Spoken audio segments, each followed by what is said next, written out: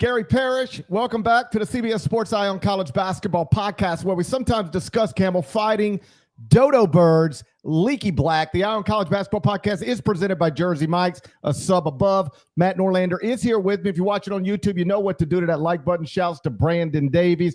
And if you haven't yet subscribed to the CBS Sports College Basketball YouTube channel, please also do that while you're here. Let's get into it. I want to start with the place where Norlander is actually sitting right now. That is, you might not recognize it, but that is Madison Square Garden. I'd recognize that room anywhere. I've been in that room. Oh, you know why you've been in this room?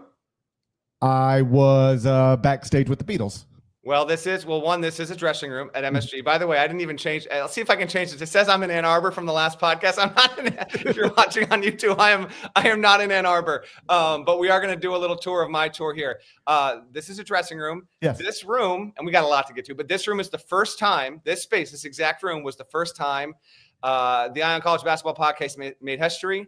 It was the first sports podcast to ever go to video, was in this room. That's right. And if you see, I've actually kept up with the motif behind me. I hit up a record store in Ann Arbor. So that is Pat Metheny Group's Travels. I have been on my travel. So I'm also putting a vinyl record behind me. Please don't let me leave this dressing room forgetting that vinyl record. So I wanted to keep up with that motif. I am at the Garden, and it's great to be with you, GP. We can get going with St. John's, UConn. I know you saw the game. What are your thoughts? How do you want to tee it up? I love these podcasts where we're kind of fast and loose and just kind of going wherever. Yeah. So big game at Madison Square Garden, big game, Midtown Manhattan, a blowout ultimately in the Big East. The final score was number 10, St. John's 89, unranked UConn 75.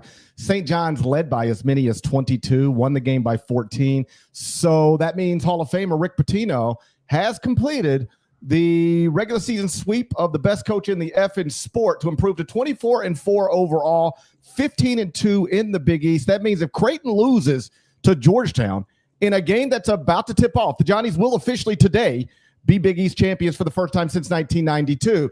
If Creighton wins, which is the more likely scenario, St. John's will then have to wait until Wednesday at Butler to try to secure the Big East title. But either way, this is happening. It's not a matter of if, it's just when. St. John's will soon be either co-Big East champs for the first time since 1992 or outright Big East champs for the first time since 1985. And it's probably going to be outright champs. Probably going to be by multiple games. Norlander, you just did 3 games in 3 days. 2 of them were non-competitive. My apologies, my condolences. Yeah. We're going to touch on all 3. Let's start with St. John's over UConn. On paper, fun matchup.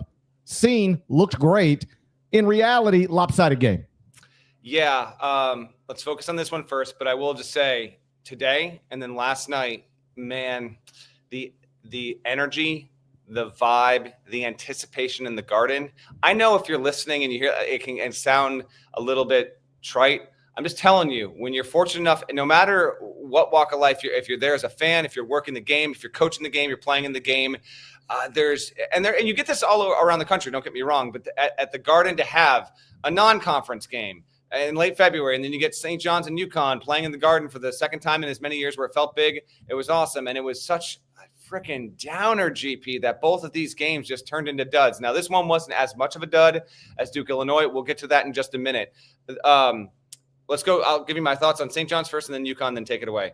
The plot development here for St. John's, and I don't expect this to be a major shift in personality, but St. John's has now gone 2 games in a row here, GP, where it has shot better than 40% from three-point range. Now, coming into the day, St. John's still ranked outside of the top 325, I guess, or 330 in three-point accuracy as the KenPom pages refreshes 336. It is now above 30% for the season from three-point range. It's 30.2%.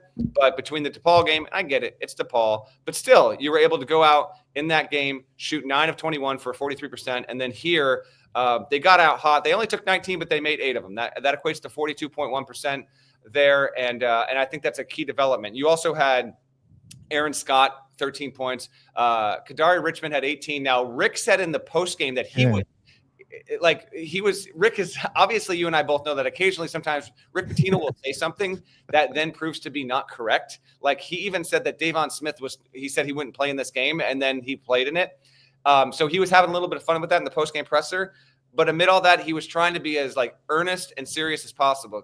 Kadari Richmond, he said 99% of players would not have played with the injuries that he's dealing with, but he would not take no for an answer. And he was so sore and banged up afterward, he couldn't even he wanted to even go to the press conference, but he couldn't do it. So keep an eye on that. Richmond's probably not going to play in St. John's next game at minimum, if not miss a couple of there. Overall, the Johnnies are 24-4. They're going to win the Big East. They're going to be the 1 seed. The last time St. John's swept UConn in the regular season was 99-2000. That Johnnies team was a 2 seed. This Johnnies team could be a 2 seed if it wins the Big East tournament. We'll see. And then my other side with UConn, Hurley was, he was straightforward in the postgame press conference. Zero excuses. Highly complimentary of what Pitino's built at St. John's. And admitted, we just don't have the kind of defensive adaptability this season that we've had the past couple of years. And there are teams that are just straight up bad matchups for us. And this is a bad team. And, we can only hope that they aren't going to shoot well from 3. That wasn't the case. They did. And if they've got that going, forget it. It's over. He compared St. John's to Houston, which I think in many ways that comparison makes a lot of sense. I think a good thing for UConn is that Alex Caravan, he got off to a slow start. He had 2, maybe 4 points at halftime, finishes with 17. He woke up a little in the second half. Hopefully for UConn, even though it's a losing effort, he can now transfer this. 3 of the next 4 for the Huskies are at home. I said it on HQ about 25 minutes ago when I did the hit Parrish. I could see a situation if you want to look at this game and say, okay, now, UConn, all ideas that this team is actually going to be a factor in March and tossing out the window. If you want to say that, I'm not going to say you're incorrect. I would be more likely to agree than disagree with you. But I do think there might be something to UConn getting 3 of its final 4 at home. Maybe it can get into a little bit better of a groove. And then when it gets to the Big East tournament, we'll see. I mean, UConn fans filled up probably. I said I was weirdly specific on Twitter. I thought it was a 68-32 split in the building. And when UConn plays in the Big East tournament, they're going to have more than 32% of the fans at the time of their specific game. You hope for a tighter game. It wasn't that. Those are kind of my broad takeaways overall. And UConn's guard play is just got to be. It's just got to be so much better, man. It's just not there. It continues to not be there. It's the team's biggest downfall. Take it away. Your thoughts on it. Well, I'll take them in whatever order they come to my head. Yeah. With Kadari, I have no idea what to make of what Rick said, because as you noted, he says stuff like this, not all the time, but sometimes. Yeah. and sometimes it just doesn't turn out to be true. And I want to be clear, because I think Greg McDermott had fun with this earlier in the week. He was like, do you guys believe anything he says ever? Because I think he was like, Davon Smith's not playing. And then of course he did. And whatever it was. And I don't think RJ Lewis. Yeah. I don't think Rick is actually lying. I think he believes what he's saying. I just think it's not a lie. It's not a lie if you believe it. Right. And I think sometimes he just, and I love Rick Pitino. I enjoy, obviously respect him professionally, enjoy him personally. I say this the way I would say it about one of my best friends who just has a habit of just saying things that don't turn out to be true. I would laugh about it. That's what I'm doing here. I'm not criticizing. I'm laughing. I think it's hilarious. So when he says Kadari can barely walk, he's got double something. He's got a double something. Whatever he said in the presser, I was typing. I might have missed it. He's dealing with multiple issues all over his body. It's a serious. It sounds serious. Yes. I don't know whether it is or not, but it does sound serious. That's it. I guess what I would say is this: all you have to do to win at least a share of the Big East, and I know you want to win every game and win it outright, win it by multiple games. I know that, but you got to beat Seton Hall at home next Saturday, and that'll do it. Yes. So if he is really as hurt as Rick said, I'd shut him down for a minute. It's by the way. It is groin injury, but I can't say that word. I know it's the groin. It's a soft tissue injury is the way I prefer to say it. So I don't know but if he is really as banged up and hurting as much as Rick implied, I would set him out Butler. I'd sit him out Seton Hall. I would tell my team I think we're good enough to go win both these games without him. So let's go win both of them without him and see if we can look up and have him back for regular season finale at Marquette. And by then you might already have the Big East title wrapped up. You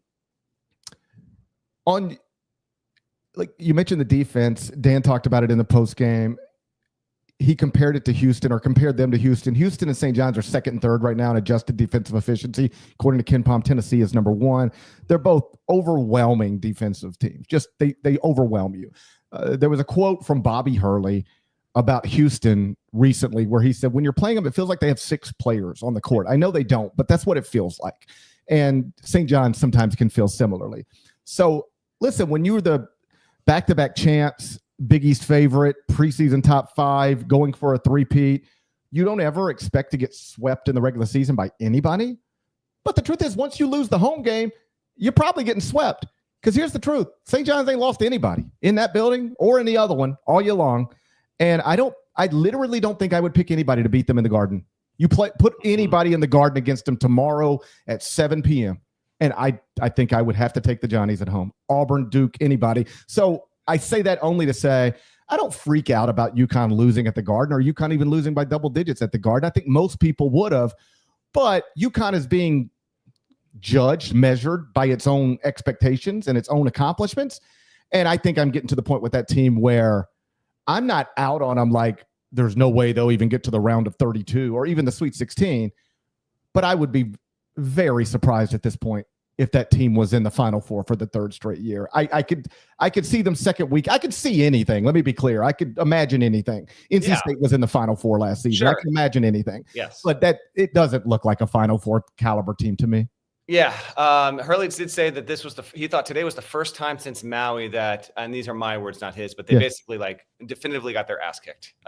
Some of the losses he called the other ones they've had since then excruciating, but they were closer. They were more in doubt. They lost in one way or another. And to his point, I mean, Nova by 2 on January 8th, January 18th, Creighton by 5, January 25th, Xavier by 4, February 7th, and Gamble, St. John's by 6. February 15th at Seton Hall by 1 in overtime, and then today. So his point is true there. But as I pointed out on Twitter, UConn doesn't have 2 consecutive wins against top 100 Ken Pom teams in more than 2 months. It's been win-loss for the most part for about 6 weeks now. Keep that in mind. If I may segue, I believe you just said, I don't think I'd pick any team against St. John's in the Garden. I assume you're not including Duke after what Duke did in the building the night before. I'll just go here. Just to be consistent. Okay. If you told me St. John's and Duke were playing tomorrow night in the Garden, I would take St. John's. But keep in mind, I also took Illinois plus 9.5, so I don't know what I'm talking about. So did I, and we'll get there. Don't worry. Or we don't need to, but oh my God, we were like, 9's just too many. Hello. Illinois had its worst loss by margin in program history on Saturday night at the Garden. And Duke was incredible. I just got freaked out, by the way. This is John Fanta's face looking at me on a Big East Spaces, if you can see this. Yeah, that'll do it. That'll it's a rotating what? That will do it. That would. It's a rotating screen, so there's different stuff. But suddenly I looked, and now it's changed to Schweppes. Hello. I just didn't expect Fanta to be looking back at me. It kind of freaked me out for a quick second there. Okay, Illinois brought a great fan contingent. Some of these people woke up on Saturday morning in Chicago. They fly to New York City, and they proceed to see their team just downright eviscerated by Duke. On the Illinois side, I got about 4 or 5 minutes one-on-one with Brad Underwood after his press conference, and he's frustrated. He understands. He doesn't want his team to stop taking all these 3-pointers. He's just like, we have to fix this. Like, we're going to fix it. I don't want us to forget this. The quote was something along the lines of, I want him to remember what it was like to play at the Garden. I want him to remember what it was like to be like in that big of a game in front of 20,000 people. I want him to remember what it was like to get our ass kicked like that to that level. We cannot and will not forget this. And hopefully it motivates them all the more moving forward. But it was, this game was a dud. 10 minutes in, just from the general perspective, like you're looking for a game, you want it competitive.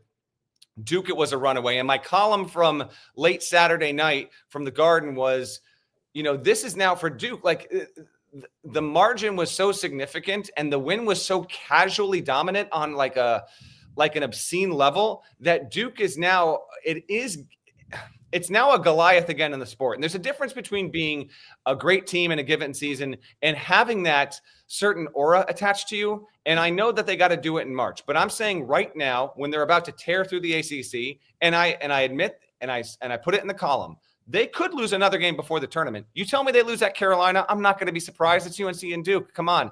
You tell me they get picked off by a Clemson team in the ACC tournament, that won't surprise me. But in the big picture, Duke, which is now comfortably ahead of Auburn at KenPom. I'm not saying necessarily that Auburn's better, but KenPom does rate that to be the case. Meanwhile, Torvik will not get off of Houston. I don't know if you've noticed that. Houston has been number one at Torvik for months. It's a fascinating thing to watch play out here. Duke is a Goliath. It's a good thing for college basketball. Some people are still shoving off on this notion because the ACC has been so bad and Illinois wasn't at full strength. Whatever, man. KenPom and that metric, and I'm not just only like bowing down to that. It is one more piece in addition to what we see with our own eyes. It's undeniable. And I asked Shire, this is your 15th season affiliated with Duke as a player, assistant, or head coach. What are the previous teams does this one feel like it's the most like? And he wanted to say, listen, unique team, they're on their own thing. And I get all that. I knew he'd say that. But he did invoke the 2015 team. And Sure. That was the last team to win a national title under Mike Krzyzewski. Shire was an associate head coach on that squad. Obviously, that squad it's one of two squads to ever really rely on freshmen in a very significant, meaningful way. And that team won it all. He's not saying it's the same, but he did invoke that team. So just keep that in mind. Mighty, mighty impressive. And it's just, I wish we had gotten a better game given the circumstances. Two big-time programs with really strong fan bases getting this game scheduled late February. Both coaches told me, we're going to continue to do this. The result of this game is not going to dissuade one way or the other. I just wish it was a better result because it would have been more compelling. But nonetheless, Duke with a runaway. Your thoughts? Is this true, what I'm about to say? Illinois' two most recent high-profile games Yes. have been absolute. Yes. I know what you're going to say. The UConn game Yes. last season in the NCAA tournament, they lost, I think, by 25. 30-0 run. Yes. It felt like 50,000. And then last night, 43 points. It's just, I don't know. I just you see, because, man, I watch coaches when they're going, and there's nothing you can do. It's Bill Self at BYU, Yeah. Brad Underwood against Duke. It just looks miserable. And you're just sitting there, and it's like, we're in prime time. We're in the Garden. We're on big network television, and now we're getting humiliated. And they've been sick. I sound like a member of the Illinois basketball team. You do. No, I've been sick for two. Yeah, I don't know if you've noticed. I've had to mute 3 times already. I had not noticed. Yeah, I've got to toss it back over here. Just let me know. I've been doing this for 2+ weeks now, so I know what it's like to be an Illini.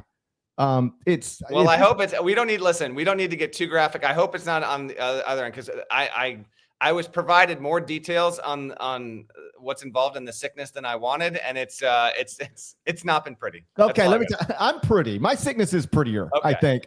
I have had no issues in either direction. I just feel like hell, can't breathe too well, and cough all the time. But I'm keeping all my fluids inside, I think, until I'm ready to relieve them. You'll take it.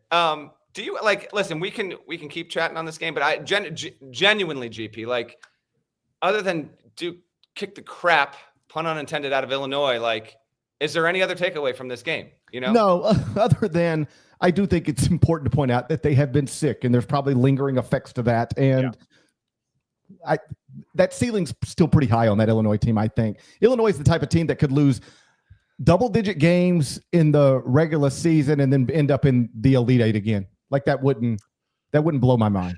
I know. I want to believe it. And maybe they get healthy and maybe they get the right draw, and it could be the case. It's so funny that you brought up the Kansas BYU thing because I invoked that to Brad as well afterward, and he completely agreed. And he also just he basically was going back through certain points in the second half with me where he sees his guys have a 5-foot, 7-foot shot and they're just not falling. And he's like, I can't. He was more just letting it all out. He wasn't complaining about his players. I want to be clear about this because he very much wasn't. He's like, I can't do anymore. They're giving, we've been sick. A lot of the stuff they're doing is what I want them to do. I can't, I'm helpless. I can't do any more than what is happening here. He actually also did tell me that the past month, because of how many guys have been sick, has been the biggest challenge he's ever had. Like, he's never had a tougher time running a program because of the sickness. Like he said, in COVID, we didn't lose a single player. We tested every single day. It was never an issue. Like, yeah, it was a hell of a time, but it was never this. So he was giving me a little bit more parameters on that. Maybe Illinois gets through the other side of this and gets into March, and it's like, damn, do you remember what this team looked like for the entire month of February? I don't put that out of the realm of possibility. And maybe, just maybe, a lot of this was just Duke being 2, 3, 4 tiers over all but 5 other teams in the sport.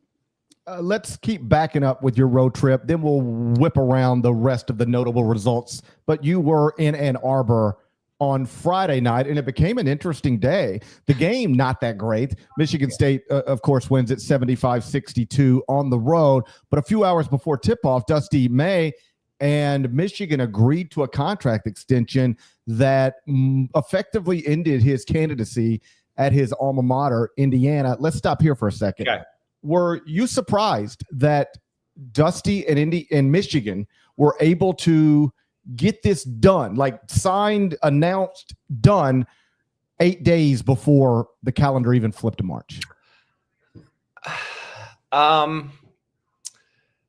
Yes. Yes, I was surprised. I was aware that Michigan was trying to get him to agree to this. This was obvious. It's Michigan State's coming to town. Every single booster that matters to the Michigan men's basketball program is going to be at the game. And they had this whole thing like before the game. There was a lot attached to this, and I think it meant a lot to Ward Manuel, the Michigan AD, to get this done. It obviously means a lot to Dusty. I was aware before he actually agreed that the contract was there waiting with the terms, and it was undetermined literally until Friday mid-afternoon when Ward Manuel basically like rallied to get this done. And as Dusty told me, and I really I want to be forthcoming about something. I was with Michigan, embedded with the staff on Thursday. I've got a thing that I'm working on Michigan State and Michigan that we'll have in a couple of weeks here. And this all happens. He's willing to go on the record and give me a quote saying, I'm staying at Michigan. I think it makes it obvious why he did it now. He's very aware of the fact that both internally and externally, like, this becomes a point of distraction, obviously. And he just has he's very comfortable in who he is and how he runs his program. And I appreciate him not trying to scoot away and be like, no, man, like, I did it. I agreed to the deal. Let's get a few things out there. You're here, and making that happen. It was quite the wild thing between that and then being at the Garden on Saturday when Jay Lucas is now rumored, and we reported this on Saturday as well. The news broke ahead of the timeline, but Jay Lucas is now considered the front runner for the Miami job. He doesn't have the job yet. Who knows if the fact that this stuff gets out now in February impacts whether he gets the job. It sounds like it shouldn't. And frankly, if you're Miami, you shouldn't. If you think Jay Lucas should be your coach, the fact that now it's been reported that he's the leading candidate, that shouldn't be a dissuading factor. But on a personal note, GP, having 2 unexpected coaching contractual news things break at games I happened to be at within 24 hours was weird. Real quick, let me ask you a question, because Yeah. I know somebody's thinking this. Because as soon as it popped, like, people start tweeting about the Boozer twins. Is that a thing? Is that a thing that's going to be a thing? I don't. Okay, let's be. I don't know. I cannot imagine that would happen. It's Duke. Now, Jay Lucas was the leading recruiter for the Boozer twins. That's also like dirty work too. That'll ruin a friendship. Yeah, I would not think so. And John he's actually John in many ways. And you know it, you see it. You know both these guys, like John and Dusty, like they're wired very, very similarly. A lot of confidence in who they are and all that stuff. I don't think so, but I know that that's out there. I know that people are like, well, for people who don't know, like, Jay was the leading recruiter. They're from the area. Miami was the other option, or at least one of the other options. Yeah. It was basically Duke or Miami. Florida was like kind of they were third and they got tossed to this side.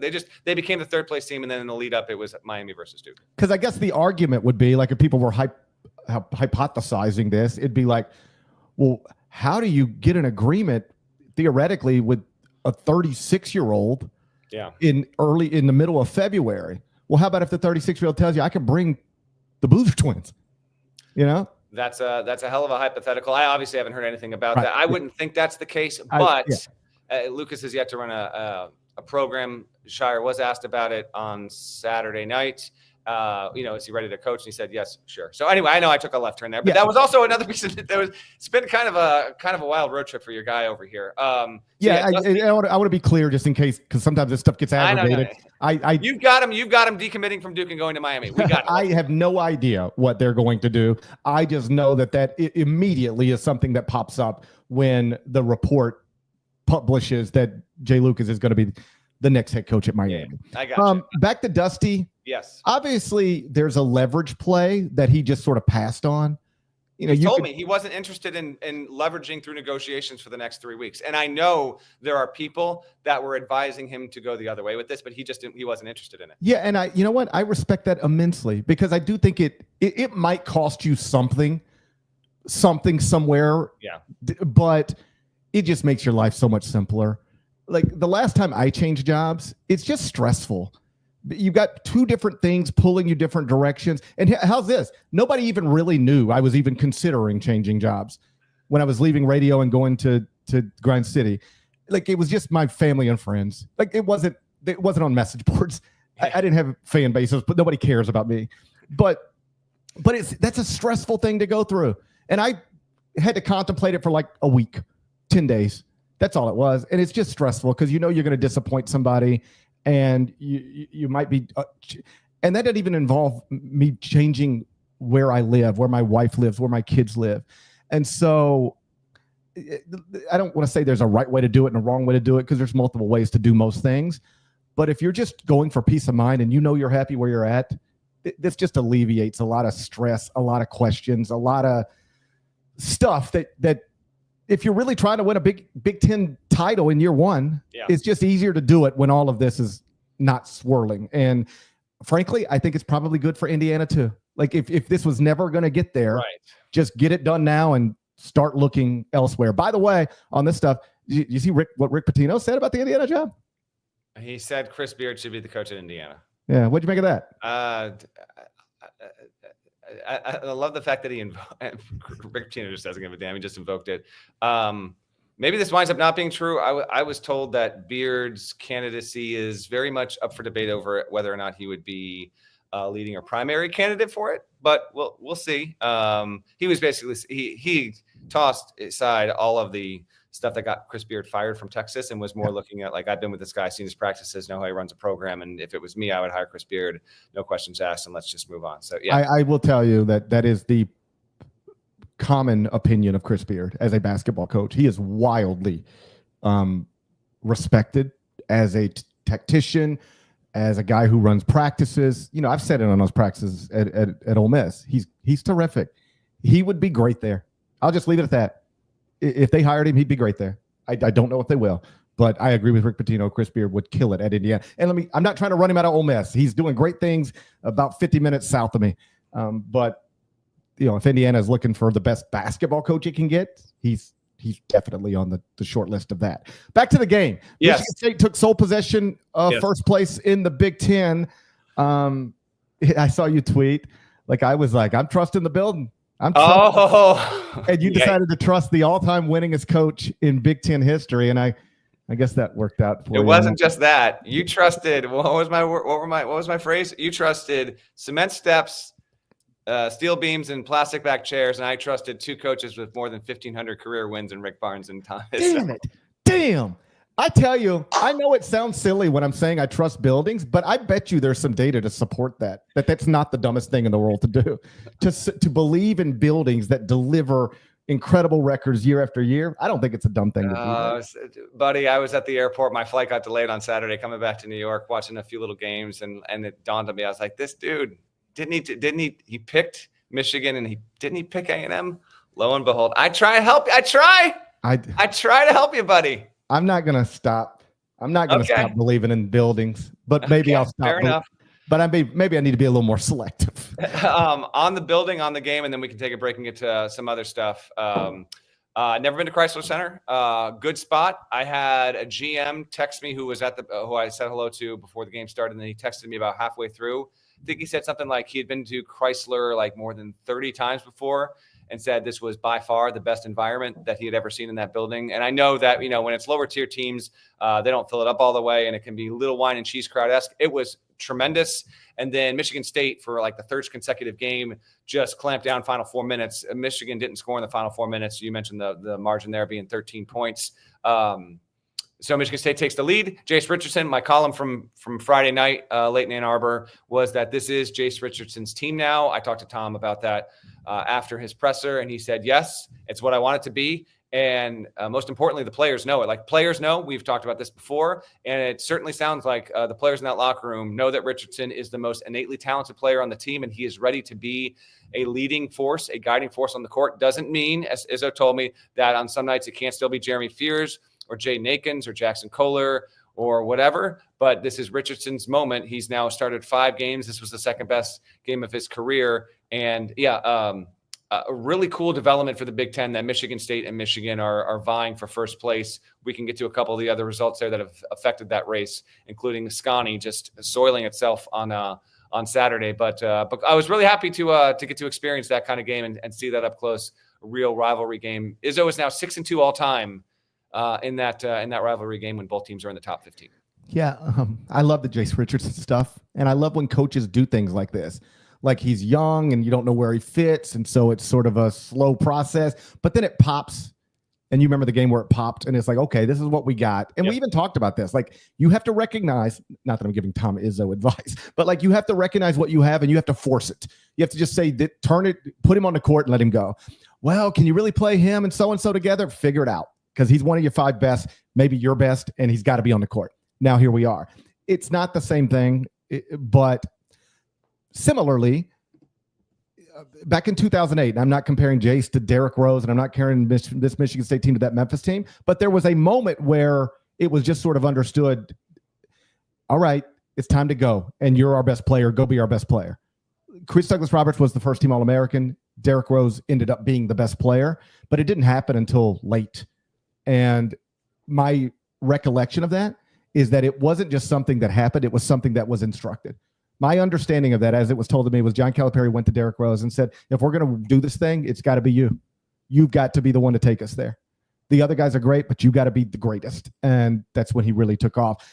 Again, not comparing the two things, but it did, as you say, Tom Izzo is now saying, Tom Izzo would not have said that a month ago, 2 months ago. For him to now say our best player is this freshman, that's a turn. And I think it's probably a smart one. Agreed. And, Michigan State's got the lead for now. Doesn't guarantee that they'll have, but they get the return game at Breslin to close out the regular season. Really enjoyed my time in East Lansing. Ann Arbor, really awesome town. Had never been there before. It's like the campus is so huge. It takes up all of Ann Arbor. If people that went to Michigan or have been there, they know what I'm talking about. Some really good stuff. Shouts to Zingerman's, by the way. Great. I'd never heard of it, but it was an incredible little sandwich spot. Love that whole area. I think it's called Carytown. So really had a good time on the campus there. It was freezing, but I really enjoyed myself, and Michigan's got itself some good facilities there as well. I probably got about 30 minutes, GP, before I got to bounce out of here and catch my train home and write my UConn column. Let's take Nada. Let's go partners here. Take a break, and then GP. Let's go shoot some birds. I'm psyched because I don't know which way we're going, but you're going to have to guide me, and I'll give you what I got. But Nada, partners, let's go.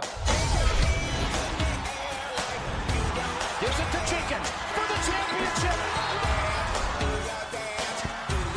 A 16 beats a 1 from sweet to elite to the Final Four.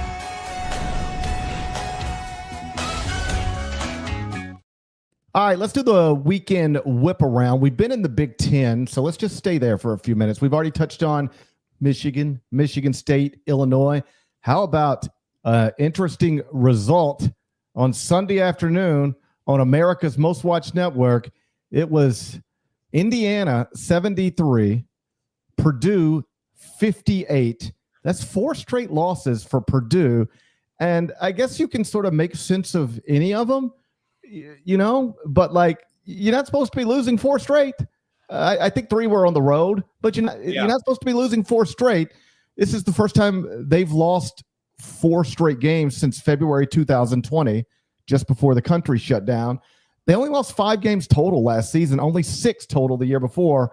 They already have 9 now, and by definition, that's going to grow. Yeah, as you bring this up, GP, I mean, obviously I was here. I knew the game was happening. I watched a little bit on the phone on press row. But you got the 2 teams that were in the national title game last season, and they're really they're hitting some bumps as of late here with Purdue and UConn.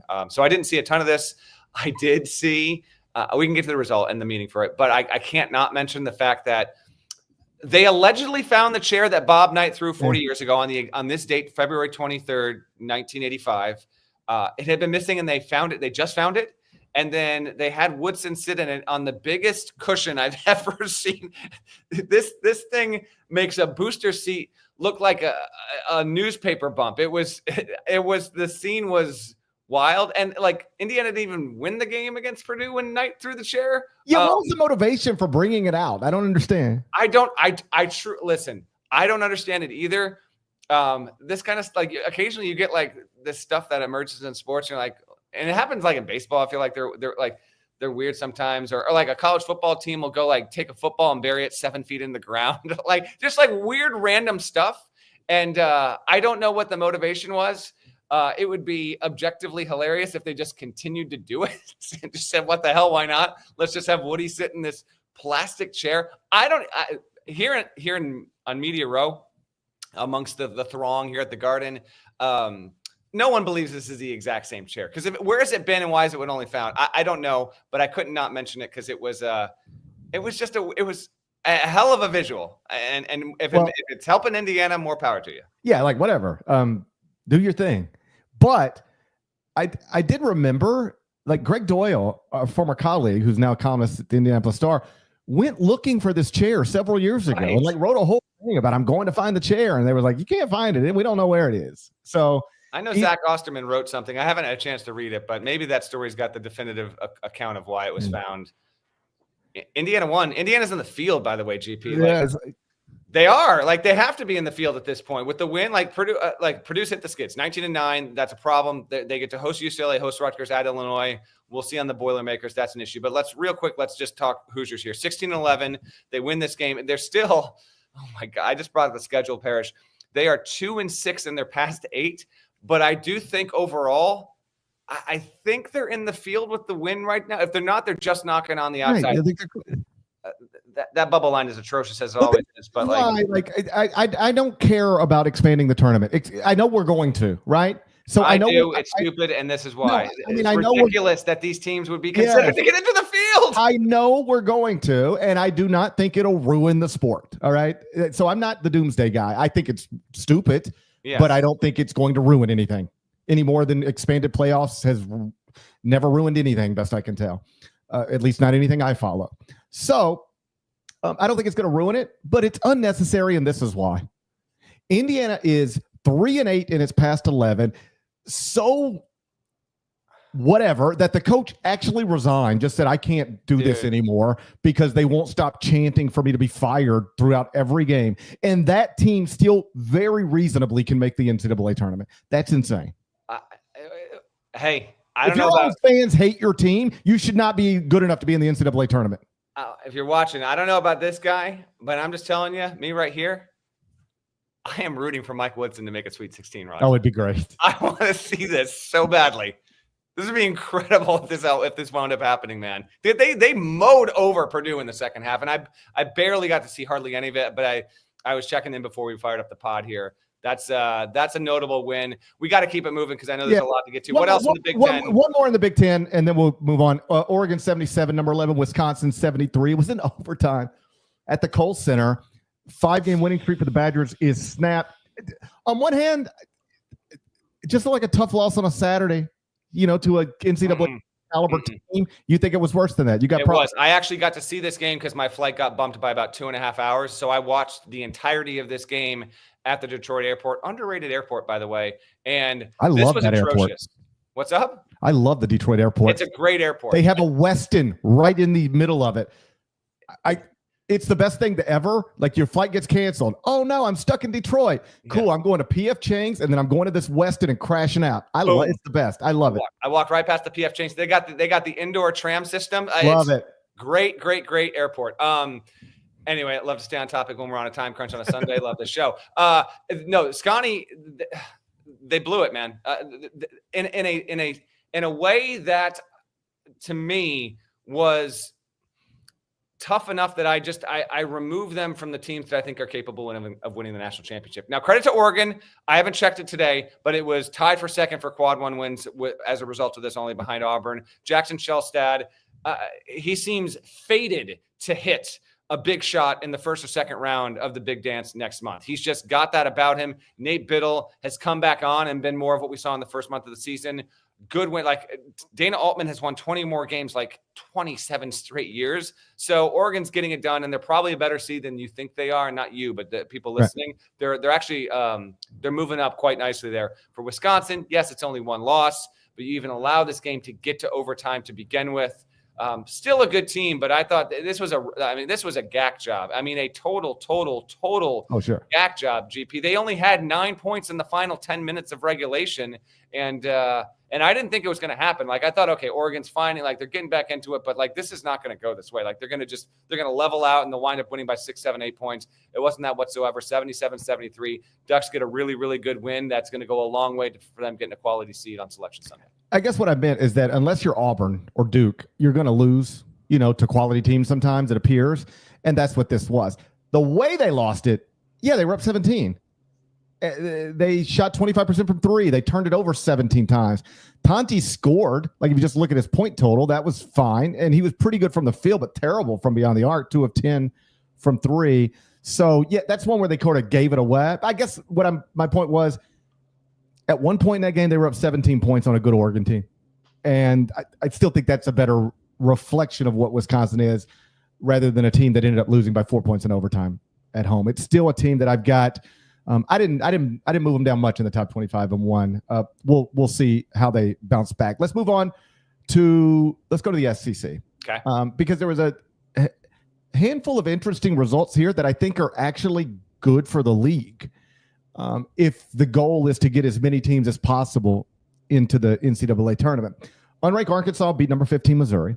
Unranked Oklahoma beat number 21 Mississippi State. And unranked Vanderbilt beat number 24 Ole Miss. So you have 3 ranked SEC teams that are all safely in the field. Mm-hmm. And they provide big wins for teams that are either just on the right side of the bubble or just on the wrong side of the bubble. And I don't think Jerry Palm will update his bracket until Monday morning. So we'll take a look at that. But I was earlier watching the Memphis Florida Atlantic game, and they did have Joe Lunardi on at halftime. And he said right now he would put 13 SEC teams in the NCAA tournament. So not just breaking that Big East record, but breaking it by multiple teams. Which result? Vandy 77, Ole Miss 72, Oklahoma 93, Mississippi State 87, Arkansas 92, Missouri 85. Which of those 3 stands out, means the most to you?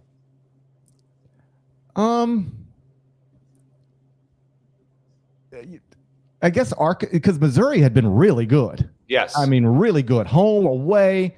Yeah.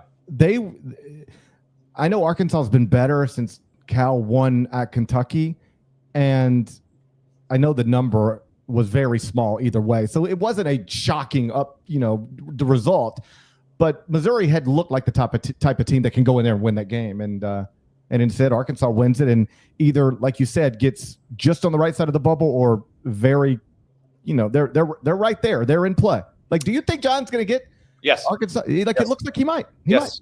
I agree with you. I think Arkansas is the most significant of all of them, because I thought Missouri was one more win. And Mizzou fans, I hear you. Like, we didn't get enough into your game on Friday because you had played Wednesday, but you've done a tremendous job. And I thought that you were one more win in this spot from really, like, maybe they would have been top 10 in the AP rankings with a refresh on Monday with this win here. And Dennis Gates, like, he's pulling off. I did a thing in the court report like a month ago. There's never been a team that went winless in a league and subsequently gone on to have a better seeding ever than what Missouri's going to do. So he's doing wonderful things, and is near the top of the list for Coach of the Year. But for Arkansas to get this one, I think they're going to get in, and it's going to avoid catastrophe for Arkansas, which is a good team, but still underachieving what we had in the preseason. Real quick in the other ones, Oklahoma just needed it, man. They had Mississippi State, a ranked team, on their floor. Fears just went off, and he can be such a joy to watch. Maybe doesn't get talked about quite enough in a year where there's just so many good freshmen. He's tremendous. He was doing things that were last seen in Oklahoma when a dude named Trae Young was in a uniform. So noted on that. And then Vanderbilt, I just think getting the home win over Mississippi is going to get them in the field. Like, they're obviously trending toward it, but I wanted to see it one more time in Nashville. Good team, going to have a single-digit seed. Can you go in and take care of your business? They got it done. Who didn't get it done is Texas on the road. And yeah, if you want to have the Longhorns in the field for now, that's fine. They lose at South Carolina, which is the worst team in the SEC. They have time to, fix up their mess, but Texas is just up and down, up and down, up and down. That's a problem. And then real quick, elsewhere in the SEC, Georgia continues to slide. Now, it was at Auburn. I get it. They actually made it a competitive game, and I was able to watch a lot of that one. But you still got to get the wins. Like, at some point, you got to get the wins. Georgia's running out of room there. And then Alabama and Tennessee getting the win. Bama beating Kentucky. Kentucky, frankly, I just don't have a lot to say about that game because Bama should beat Kentucky at home, and Kentucky doesn't have its top 3 guard options. And that was the case there. And the Crimson Tide, they get right. They get to 96. Totally understand, totally get that. And then I watched all of the Tennessee and A&M game because I was at the airport when that was going down, and I expected Tennessee to win. And just the way they did, and Lanier was tremendous as well. And Tennessee's a 1 seed, folks. I don't know if they're going to stay there, but right now Tennessee has undisputed resume qualities to be a 1 seed. In fact, I have not seen your top 25 in 1GP. Do we agree? Do you have Tennessee as a 3 or 4 overall in your rankings? Because I don't think it's arguable from a resume standpoint at this point. I think it's definitely arguable. Oh. Well, first off, Auburn is inarguable. That's the number 1 seed. And Duke by the way, inarguable. Right. Let's not get bored with them, by the way. 82-70 over Georgia. Johni Broome. Johni 31-14. I know. You're totally right. You're totally right on that. Yes. Yeah. So, let's not get bored with them. They are on their way to winning the toughest league in the history of the sport by multiple games, probably. And that is why SEC fans can talk about Dennis Gates, who's been incredible this season, Todd Golden, who has another team that I think so once. If Bruce Pearl wins the SEC by multiple games, he has to be the SEC Coach of the Year. I don't care how much anybody else over. I know. I agree with you. Okay. So Auburn and Duke, right? That's 2 1 seeds. Yes. Nobody's debating that. Yes. After that, I think it's Florida. Yes. And after that, I have Alabama. I have Tennessee. Tennessee right now is 3rd in KPI, 4th in wins above bubble. It's close, but I think they've got it there. Their metrics with Bama predictive are also better. Do you have Tennessee 5? I have Tennessee 6 behind Houston. But I'm looking at it here. Tennessee and Alabama both 9-5 in quadrant 1. So identical, not identical, because we can break it down if you want to, but broadly speaking, both 9-5 in quadrant 1. Tennessee only has 3 quadrant 2 victories. Alabama has 7. So Alabama in the first 2 quadrants, and we're just boring you with number now, as I know, but 16-5 in the first 2 quadrants, whereas Tennessee's 12-5. And if you go and find Florida, they don't have as many quadrant 1 wins, but they also have 2 fewer losses than Tennessee does. So is it? All right, it's compelling. It's debatable. Win over Houston. These teams haven't faced each other, by the way. They play next Saturday. Tennessee gets the game at home. That's the only time Bama and Tennessee are scheduled to play. So I might have been too aggressive there, GP. Yeah, but here's what we can agree on.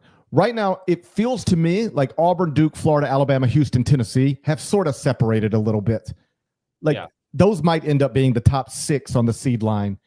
At least I think they would be right now in some order. Maybe you've got Tennessee higher than I've got Tennessee, but in some order, that should probably be the top 6. Real quick, and by the way, I'm just looking at the net. It is literally the top 6 of the net right now, just in a different order. Before we go to the next league, just last question. Tennessee Bama neutral court tomorrow, middle of South Dakota, whatever. Yeah. I would trust Tennessee more in that game. Would you as well? I think you can reasonably trust Tennessee more because they're bringing that defense to the table. That's showing up. Whereas with Alabama, what do you know is actually going to be there every day? They'll have a high gear to score at a quick rate, but the defense is good, not great. It's inconsistent. It's a good team. Don't get me wrong. I have them as 1 seed. Alabama can win the national championship. I want to be clear about that. I would put them on the list of teams that I think that can do that. But to me, Chaz Lanier and Zakai Ziegler are more reliable game by game players than Mark Sears and pick the other guy. You want to have it be Aiden Holloway. You want to have it be Cliff Amore, Jaron Stevenson, LeBaron Philon. I think they're starting 5 overall. And let me be clear about this. I'm not trying to make this a this or that. I just popped in mind. Very, very good team.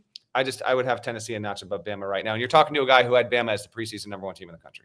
Right. So I'm close. They're comparable teams, very comparable, different, but comparable in terms of ability, accomplishments, all that stuff. Let's move on to the Big 12. We had controversy at the McKell Center. BYU 96, number 19, Arizona 95. I'm having trouble talking. Excuse me. My guy over here. I just lose breath. I can't breathe. It's just like I'm reaching for words and I can't get them. It feels like you're getting emotional thinking about BYU's win over Arizona. I noticed that. It sounds like I'm choked up about Richie Saunders drawing a foul in the final seconds. The truth is I don't care. It didn't matter to my life at all. But I'm having trouble breathing. So controversy, Richie Saunders draws a foul with 2 seconds left. Even though it didn't appear that he was fouled, he knocks down both free throws. That is one where the whistle really did decide the game. If that whistle is not blown, Arizona has the rebound. They're shooting free throws at the other end with less than 3 to play. The game's probably over. Yes. As it is, BYU walks out of there with a quadra 1 victory. And then Arizona fans started chanting, "We don't condone that." Let's be clear. We do not condone that. No, of course not. We do not condone that. We do not. That's a different deal altogether than the. That's a different deal altogether. We do not condone that. But I understand their frustration. Not necessarily directed at an entire religion, but I do understand their frustration at the officials. Maybe instead of F you what they were saying, it should have just been F you officials. Yeah, exactly. That's just channeling your energy to the proper place here. Gosh. Me and our buddy Jeff Borzello, we went and got a New York slice. Oh, good for you. We got a New York. I was actually a pretty damn good slice at that. And then, you know what? Phones in many ways this has improved and degraded society in many ways. But the fact that we're walking from the garden, ruined society, ruined. Correct. Society. Correct. Ruined our country. I will say this: it has. This thing is going to be the downfall of our species. Yes, 100%. However, I did enjoy that for the 6-block walk from the garden back to the hotel last night. We're watching the Arizona BYU game and tracking it. And then we watched the finish in the lobby, but we're watching on his phone. And so I see the play and I'm like, was that a foul? I didn't have a good view of it. So I posted about it and people were like, it's the worst call of the entire season. So it's a tough ending. I get that, Arizona. I get it. There were a few fan bases, a few teams, a few schools that I thought got wins this weekend that you thought, okay, I think we're going to make the tournament. We're heading there. And then you got this one and you're like, nah, man, it's going to happen. Vanderbilt's a team where I think that's applicable. Arkansas is a team where I think that's applicable. BYU is a team where I think that's applicable. That's a very, very valuable quad 1 win for them to get it, even under controversial circumstances. I get all that. I understand. But now at 10-6 in the Big 12, you're able to go on the road and beat Arizona. And then Arizona, in the meantime, by the way, has lost 3 of 4 as a result of this, 2 of those at home. And any hope, I think any hope that Arizona had to be a 2 seed is now gone. And I would think that if it's going to be a 3, it's home Utah, at Iowa State, home Arizona, at Kansas. You don't have to run the table. I think you got to go 3-1 in the regular season and reach the Big 12 title game to be a 3 seed, I would think, if you're Arizona. Tough loss, I understand, but definitely a notable late night result. Biggest game in the Big 12. Number 5, Houston 68. Number 8, Iowa State 59. Obviously, Iowa State's battling a bunch of stuff. But hey, let's not get bored with Houston either. Yeah, I know we've bounced around coach of the year candidates all year long, and we've had a million different names. I really do think at this point, tell me if you agree with this, it's 4 guys. It's Bruce Pearl, it's John Shire, it's Rick Pitino, and it's Kelvin Sampson. I don't think anybody else should be a serious candidate for national coach of the year other than those 4 people. You catch me off guard. Yeah.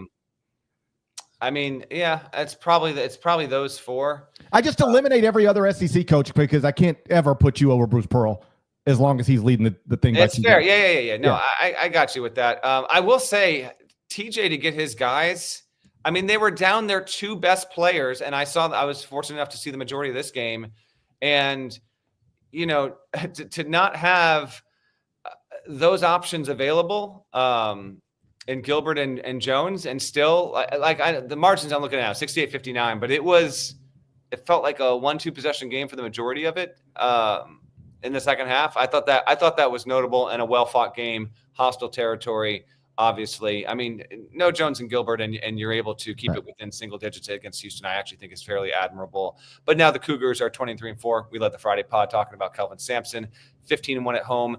LJ Cryer with 28 points shows up and frankly made the show look good a little bit because I mentioned how Houston's just never had a team with this many dangerous shooters who can really beat you on that side of the floor, and they went out and they proved it against Iowa State in a really competitive battle. So no moral victories. Otzelberger doesn't want that, but I'm just saying I was super impressed by how Iowa State actually got up and didn't just take a road trip, understand they were going to lose, and they look up and it's a casual 14-point loss. No, they gave Houston a real push. And remember, that's the Iowa State team that last year gave Houston its worst loss ever under Kelvin Sampson when they demolished them in the Big 12 tournament. So those two schools got a real thing going. I hope we get to see it again at the Big 12 in the Big 12 bracket next month. GP. One last thing in the Big 12, it should be noted, Kansas blew out Oklahoma State on America's Most Watched Network of Stars, to snap its little losing streak and get back on the good side of things. And it comes one day after, strange story. Yeah. There's a report out of Oklahoma that says Bill Self seriously considered leaving Kansas after last season to be the next head coach at Oklahoma State. Yes. Bill discounted that, if not completely just dismissed it. Like, I talked to them because it's my alma mater. Yeah, he half engaged on it, I guess. I will tell you this. I genuinely believe that if Davidson would have upset Kansas in the Elite Eight of the 2008 NCAA tournament, he would have been gone. I don't want to say I know that, but I feel like I know that. Yeah.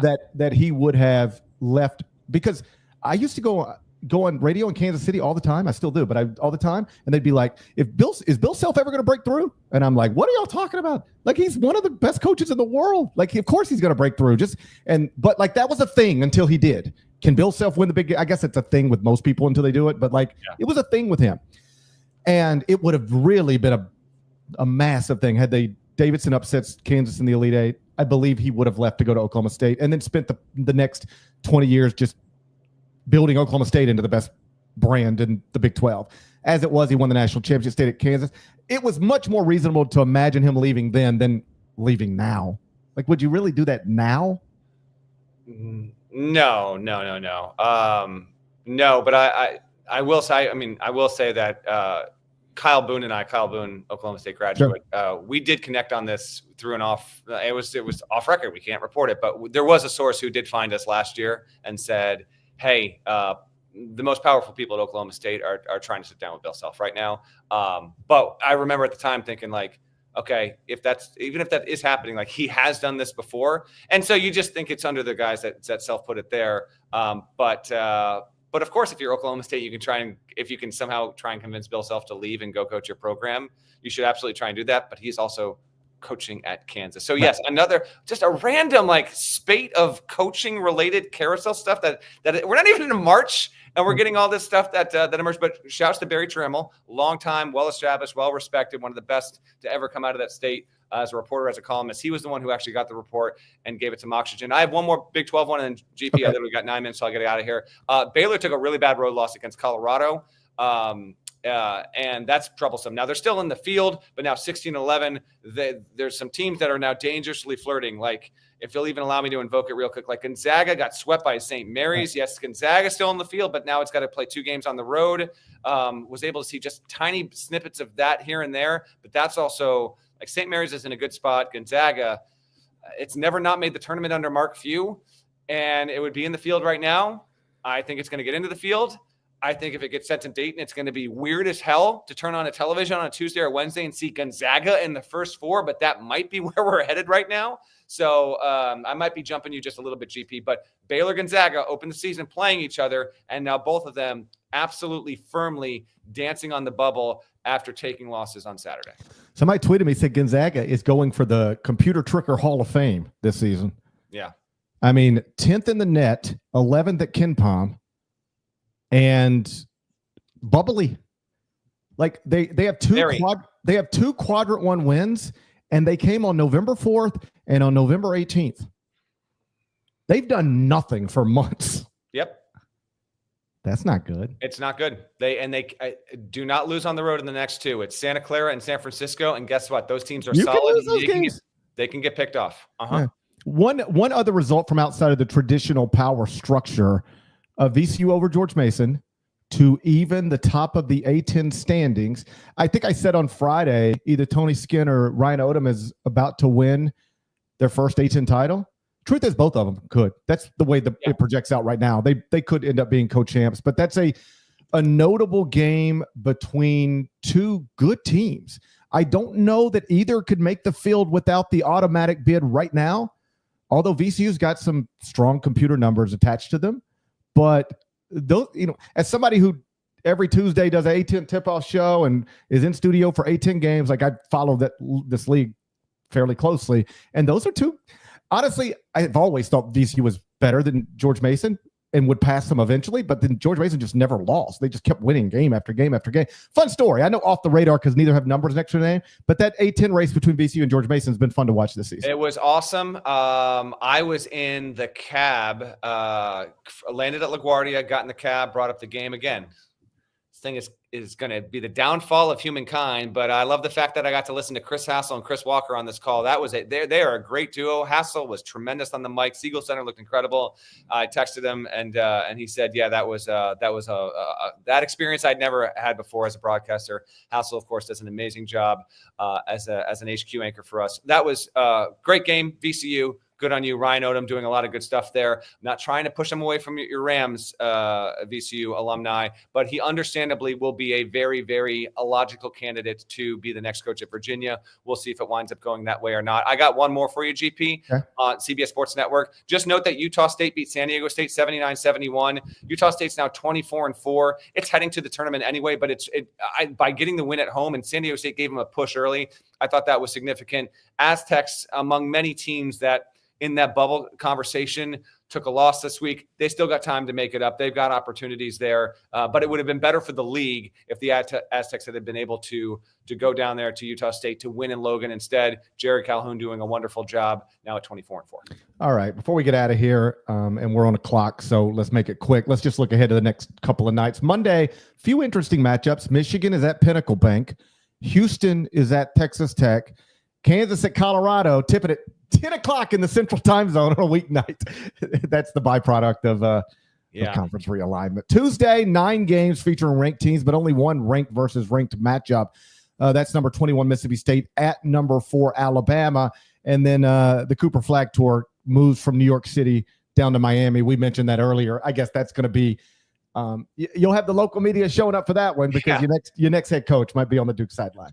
Yeah, just a real quick note.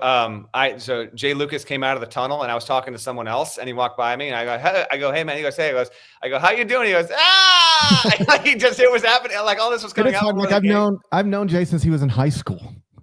He was just like, I don't know what to say right now. And I was like, dude, I'm not going to interrogate you when you're tipping off against Illinois in 17 minutes. We're good. It was a funny little moment. Like, I don't know what to do with my hands right now. He's just he's an impressive young guy. And he's a future head coach. Whether it's going to be Miami or whatever, like he's a future head coach. There's no. It's been fun watching him develop into everything he's developed into. Because I do remember when he was there was like an intense late recruiting battle. I want to say it was like Florida, Kentucky. And because he was like the only lead guard of it. I don't remember the details, but I think that's mostly true. So I have been writing about him since he was that.